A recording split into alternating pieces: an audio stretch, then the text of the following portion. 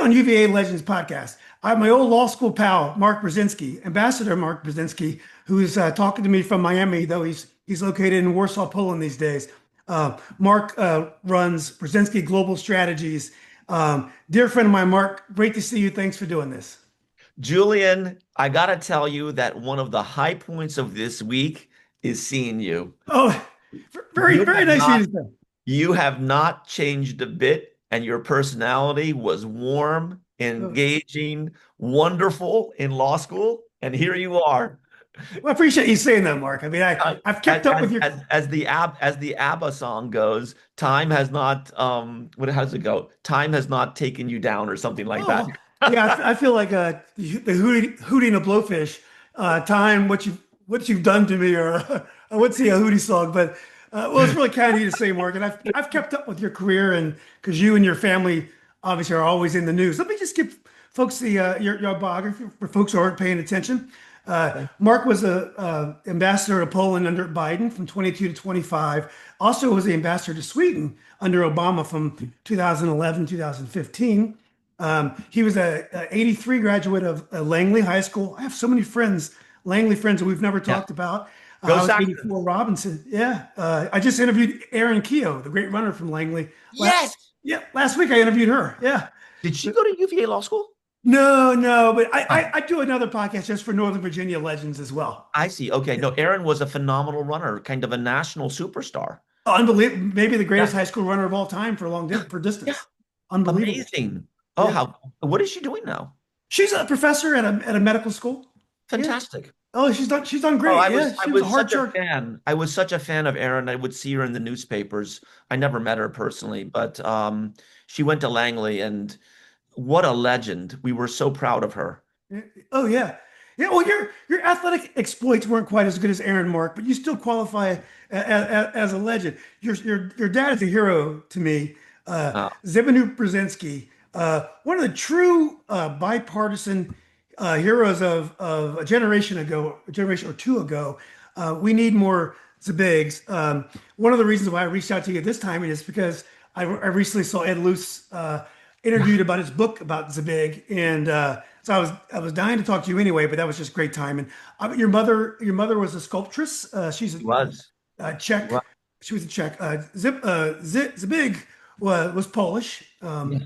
born in Poland. His sister Mika Brzezinski we see every day on TV on On Morning Morning Joe, Joe. another bipartisan Yeah. figure married to a Republican. Brother Ian, also a military expert, a Sure is. Republican as well. Yeah, I think he was in the George W. Bush administration. he was. But anyway, Mark was 87 Dartmouth College graduate, BA in government, UVA law with me in 91. He's a doctor of philosophy at Oxford, poli sci focus, National Security Council under Clinton in the Balkans, which was a very interesting time to say the least. I'd love to get your thoughts of how that all worked out in retrospect. And also, he was a partner for many years at McGuire Woods, a huge law firm in Virginia and DC area. Mark, did I get most of that correct? You got it all, Julian. Oh, You've wow. got yeah, wow. I mean, great synopsis, and it's kind of a trip down memory lane for me. Wait, Uh, but I must say that, my roots, my heart has such a connection with Virginia. I loved studying in Charlottesville in the beautiful Blue Ridge Mountains of Virginia and have kept in close touch with the university wherever life took me. When I was ambassador in Sweden, I came to Charlottesville to give a lecture on the technology ecosystem that was emerging in Stockholm, Sweden at the time with Spotify and Skype and Klarna and other fintech companies. And in Poland, I hosted University of Virginia students at the United States Embassy and also did an interview as I was leaving to Poland to kind of brief the university community on what we were facing as challenges in the eastern flank of NATO. wow. Well, when you think about the UVA times, and I was going to get to this a little bit later, but isn't it amazing how many people of our friends and colleagues at UVA are so close to power? it's been the Brzezinski family. But Laura Ingraham was a law school pal of ours, especially of our mutual friend Leah Beebe, crazy Leah Beebe. But there's Vince Haley, who's one of the only holdovers from the Trump one, who's basically running the White House. And I don't want to state his role, but he's huge in the Trump White House presently. Isn't it amazing how close to power, at least close to future power, we were in law school? It really, well, but Julian, one of the things I've learned is the world is small. And it's, you know, if there's, whenever I get to a university or a high school, I always tell people, if you're shy, if you're an introvert, please get past it. Build your network, build friendships. It's amazing what people will do in the course of their lives. And just by knowing them, you travel in their footsteps. You mentioned folks we went to school with, Laura Ingraham, Lee Habib. I remember him well. Um, Tim Hafey Tim Hafey. became general counsel of the University of Virginia and was also United States Attorney in Virginia. Jim Ryan, the president of the University of Virginia now. So many people doing Ken Paxton. Tim Paxton, exactly. Yeah. And many people with such interesting roots that one can learn from. And so what I always tell young people, whether in places where I've served as ambassador or anywhere else, is do what you need to do to build your circle. Because for every life you know, of every other person life you know, another life you live. Yeah. And it's an awesome thing what you've just said. You're right. We went to school with a lot of special people. Agree completely. Yeah. Well, your father talked a lot about power. I believe his book was Power and Principle I, back he wrote in the early '80s. Saw a great interview him and Buck on the firing line many years ago. I saw it on YouTube and rewatched it, and it was great to hear those old issues being talked about. It almost felt quaint to go down the issues of when the world was we just worried about the world being ended by a nuclear exchange. The world seemed much safer at the yeah. time. But first of all, when your father is being a book being written about your father, um, is that a strange situation when someone's writing an in-depth biography of a person that you know so well? Yeah. Is that how does that feel to be in that situation? Well, I joined my sister and my brother in supporting this book. And each of us did that in different ways. And I always felt that my father was a very special person because I knew his personal story. He came to America, Julian, with $200 in his pocket Hmm. and having survived polio. And he lived the American dream. Wow. He didn't speak English fluently until he was 15 years old. And by age 50, he was the national security advisor to the President of the United States. That is the story of America. That would not happen in any other country. And that's why growing up with him, and he was a very tough father. He was very demanding on me. And quite frankly, I'm so thankful of that. I was such a brat and I was such a bad kid. Yeah. And he was totally trying to swear me away. And I so appreciate it. And I always felt that the more I knew him as I got older, the more I thought that this would be the focal point of a great book because he lived a remarkable life because of his brain. And that's all he brought to the table. He didn't bring money. He didn't bring networks. He didn't bring connections. He didn't bring family lineage or anything, Julian. He brought his brain to the table. And that was in America enough. It's a beautiful story. Yeah. And he was very much a family man. He was very generous, more than his kids deserved. He would always take us on trips with him, and he would take us individually to make us individually the focus on this trip or that or that trip. And he would have people to our home, like the President of the United States or like Deng Xiaoping, the Premier of China. And we were told to serve dinner to them or to serve lunch to them. And in so doing, we got to shake their hand. how darn lucky I was to be able to welcome to my parents' place on Spring Hill Road in McLean, Virginia, Mm, Deng Xiaoping, the premier of China, yeah, who really brought China into the Western world. yeah, And so it was a remarkable upbringing by a very generous father. And I'm so happy that before he passed away and before my mom passed away, I was able to tell them thank you for yeah, being good parents. yeah, And if there's a piece of advice I give to everyone is do not hesitate and do not wait to say thank you to family members or parents for good things, because you may miss your chance. yeah, exactly. I was surprised when I saw Luce interviewed, and I have not read the book yet, but I will. Um, they talked a lot about your father's personality, and he always came across as being so diplomatic and charming because he is. But Yeah. they talked about those, brutal political battles that he had to wage, in the White House and beyond. That was a part of him I didn't know, and I was surprised when Luce was talking about that on the interview. Well, he was very tough. You have to remember that, he went through the school of hard knocks in the sense that, um, you know, the higher you rise in power, the more the brass knuckles are out, Julian. And so whether it was in academia, and when he was trying to get tenure at Harvard, or whether in the White House, there were people trying to knock him off. And he learned how to fight. The great thing about his relationship with President Carter is that he truly had a blood brother there, although very different. Carter was a governor from the state of Georgia, Mhm. a farmer, someone who had grown up in the pre-civil rights South and had become a spearhead for integration. My father knew that story from afar, but had not walked that walk.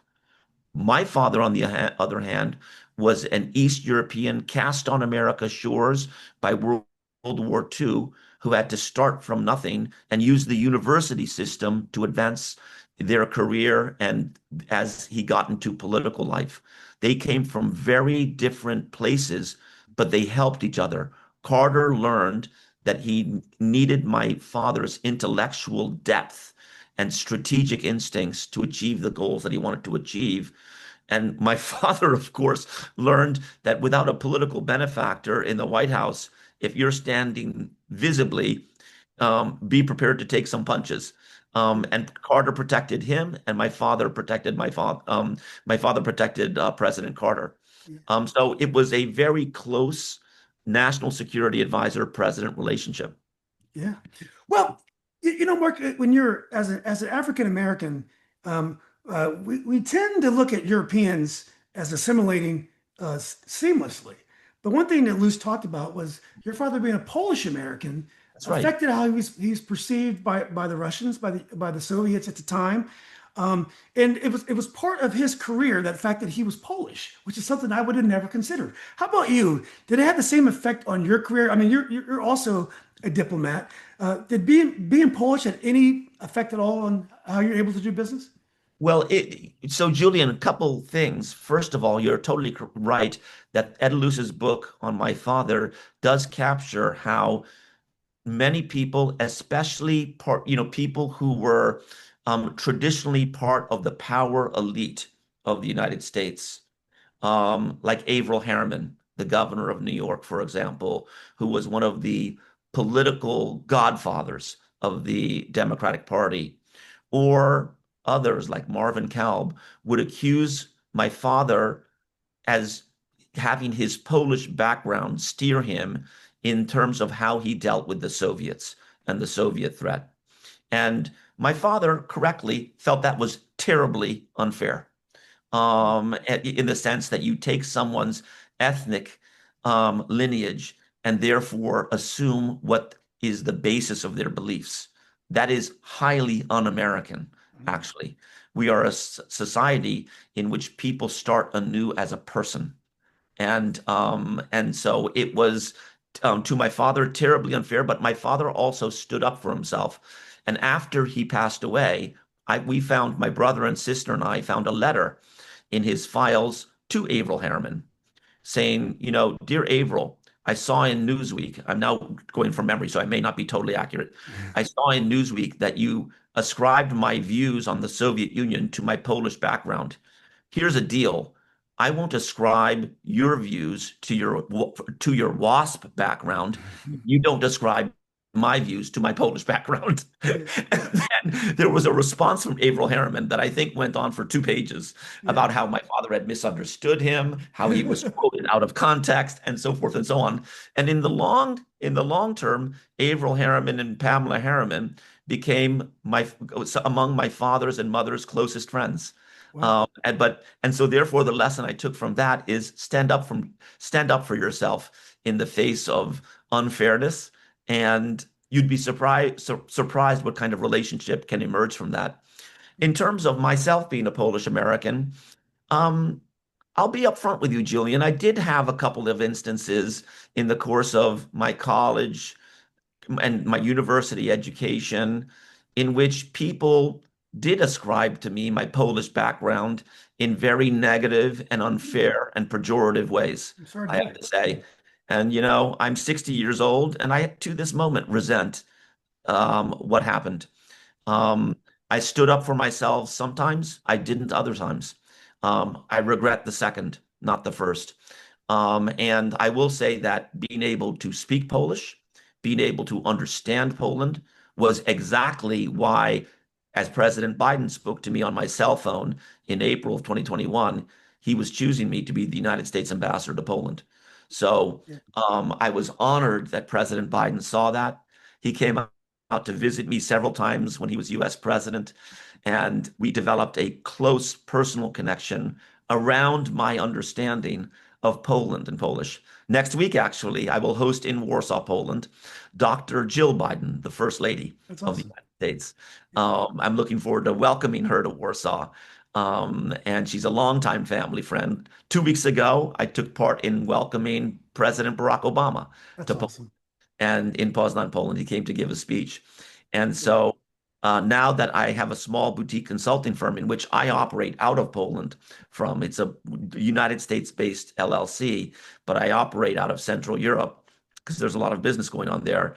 I'm able to see that region come into its own, and I'm able to visit with people coming to visit. So, Julian, welcome anytime to Warsaw. Oh, I'd love to come. I might take you up on that. I've Sounds never good. been to Standing Eastern by. We'll Europe. do a podcast from Warsaw. Exactly. Well, let's talk a little bit about one of your dad's crowning achievements, besides raising such a wonderful family, Oh, well, thank was his negotiation that arguably prevented a Soviet invasion of Poland with a good friend of his, John Paul II, Pope John Paul That's right. II. Your dad was fiercely Catholic. And What? you mentioned earlier his relationships, the relationships that you make in your life are your currency. Um, Talk a little bit about that instance, but also how do you and your father view Pope Leo? Would it have been a pope that your father could have gotten behind?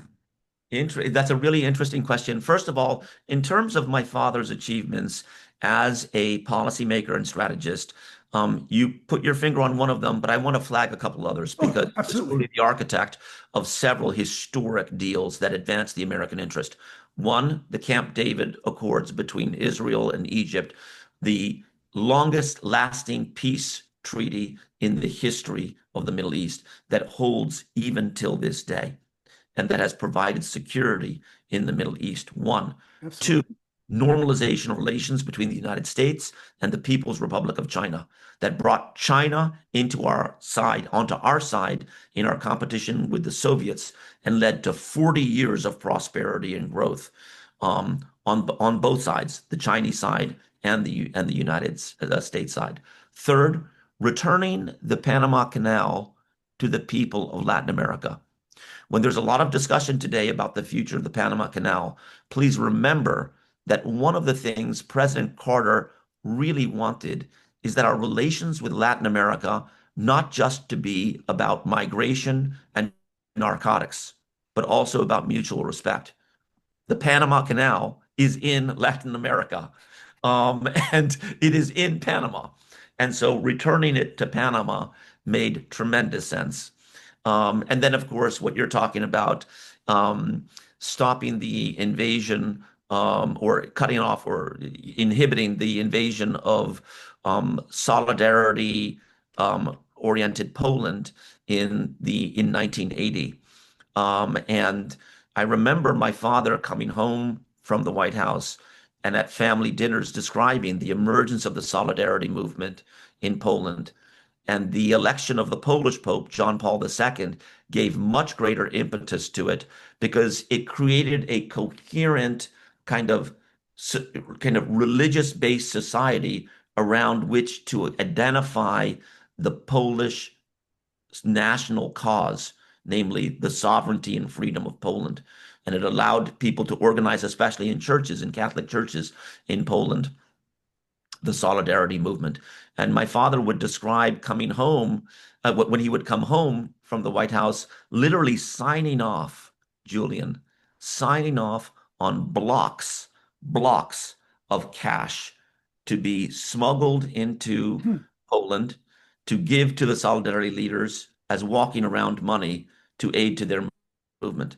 So to me, as a 14-year-old, 13-year-old, that was the coolest thing in the world to listen to my father mobilizing American reach and American power to advance something so good overseas. I was so proud of him.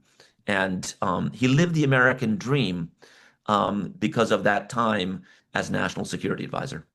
Yeah, and I also think that a fifth or a sixth would be his nuance in looking at the European Eastern Bloc countries and not assuming all communist countries were the same. I thought That's right. Absolutely. Yeah.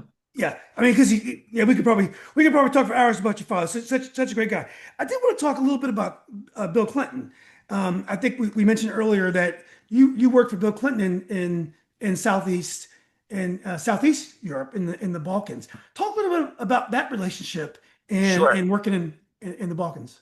Well, I worked for President Clinton in the White House on the National Security Council staff, first as director for Russia, Eurasia, and Ukraine, and then on the NSC, the National Security Council, as director for the Balkans when we got into the rebuilding of the Balkans. And the president had me spearhead from the White House the Stability Pact to rebuild the Balkans after the Balkans wars and the various financial combinations to underpin that stability pact because we had a donors conference of countries from around the world to pay for the rebuilding of the Balkans. And that's actually quite relevant as we consider the possibility of rebuilding in Ukraine going forward. But working for President Clinton was someone who really believed in a global approach, who really believed in combinations with other countries to advance the American interest and the public interest. And so the NSC was a very interesting place to work because part of it was simply mixing and matching the resources that other countries would bring to the table to address a particular problem. So, for example, take the rebuilding of the Balkans. What would the Europeans do? What would Asian countries do? What would countries even further beyond do to contribute to either security or to rebuilding or to turbocharging the economy or helping refugees and so forth and so on? It was the essence of problem solving, but that's of course what a lawyer does. It's what we learned at UVA Law School, is that what a lawyer does is at its heart problem solving. And what combination, what advocacy, what negotiation, what strong position will move the dial in a positive direction. That's what we were doing at the National Security Council. Yeah, exactly. Well, Mark, you took a break from serving our great country, and you were a big law lawyer for yeah, 15 years or so. Tell us a little bit about the practice of law. Could you have been fulfilled with a career of law practice and becoming a partner like our wildly successful friend Michael Legge or Mike Lincoln and doing big things at firms? Or did you really need to be involved in diplomacy like the rest of your family? Well, that's a great question, and I actually was recently in touch on a client matter with Michael Agee, and it Oh, was very. really, really, really cool to be reconnected with him. And I appreciated the combination we brought to the table on that particular matter. Um, and I did spend 11 years at Wow. McGuire Woods Law Firm, Mhm. and I was so, so grateful that McGuire Woods at a relatively young age for me, made me a partner and gave me the chance to build a business. I actually love being in the private sector, Julian. I love the innovation and creativity and flexibility that you have to build combinations and to, try to create profitability in the private sector. And that's what you do as a partner at a law firm. After I left, after President Clinton's second term was done, I left the White House, and McGuire Woods said, and this is what they said to me, Julian. They said, Mark, we're going to make you a partner. And if you are not profitable in 1 year, you can be the greatest guy in the world. We do not care. You will be gone. But if you are profitable, you'll have a professional home here. And they gave me a challenge. And 11 years later, I left McGuire Woods to serve as the United States ambassador to Sweden under President Obama. But I will always appreciate what McGuire Woods gave to me then. And they introduced me to so many interesting people in their orbit. One thing I haven't talked about much is my good friend at McGuire Woods, a former congressman named L.F. Payne. L.F. Payne used to represent in Congress the 5th District, which includes Charlottesville, in Virginia. L.F. introduced me. L.F. had been chairman of the Mark Warner for governor campaign. And LF introduced me to then Governor Warner. And LF and I, in 2003, went to Mark Warner and said, you should run for the American presidency. If John Kerry does not succeed in 2004, Democrats will need a standard bearer who has a personal story relevant to the country and a political record relevant to the country. You have that here in Virginia. And I, Mark, would like to be the policy director who brings together the best experts on international affairs to meet you, to brief you on different subjects, whether it's Iran, Iraq, Afghanistan, and Pakistan and India, or international terrorism, international economics. And I'm grateful that then Governor Warner said, Mark, go ahead and start building out these briefings. And we did one briefing, roughly speaking, a month at McGuire Woods for then Governor Mark Warner, who in 2005 became former Governor Mark Warner. And we did, I think, over 40 or 50 briefings at McGuire Woods to prepare him as he was considering running for the presidency. And then in 2006, very late 2006, he decided not to run for the American presidency.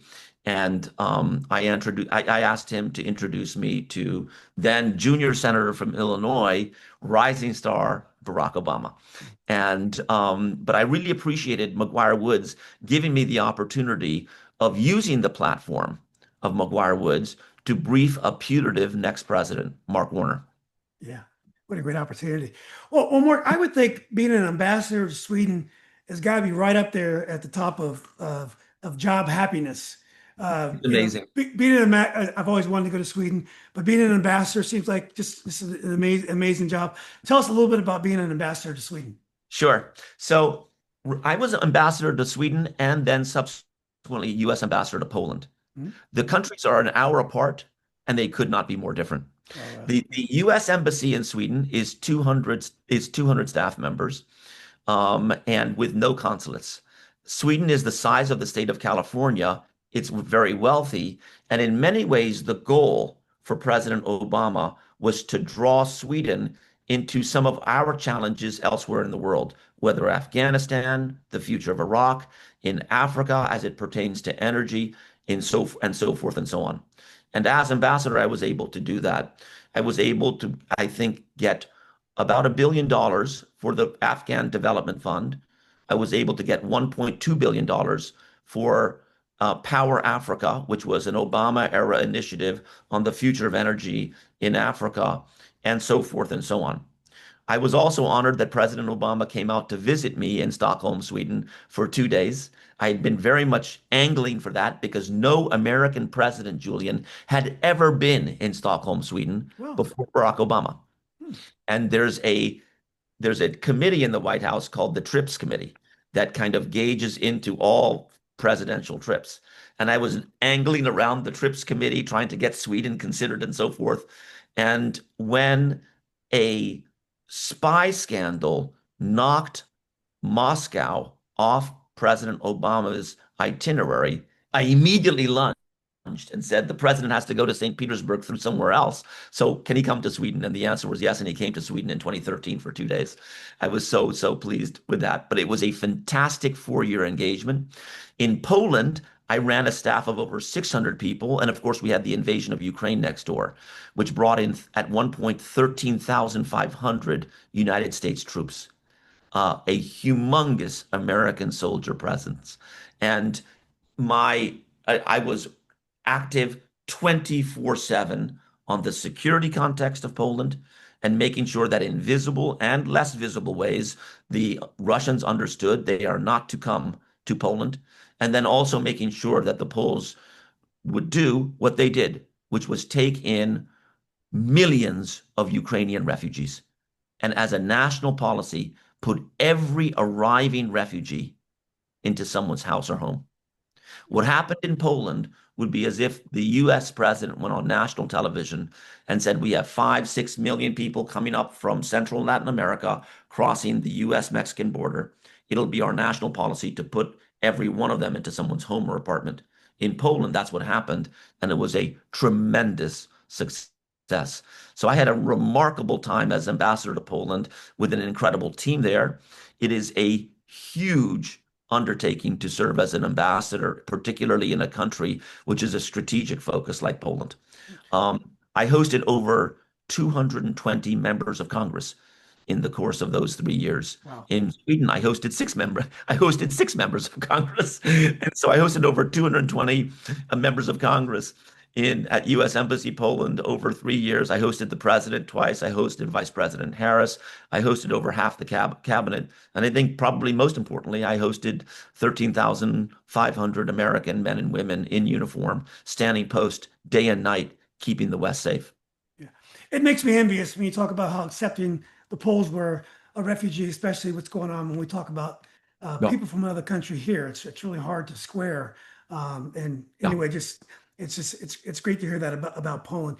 Mark, you mentioned a little bit about your new consulting company. I want to give you a chance to talk more about it. And how did you transition from being the ambassador for Poland under Biden to Brzezinski Global Strategies? Well, I have set up a boutique strategic consulting firm with one foot in Washington, D.C. and one foot in Warsaw, Poland.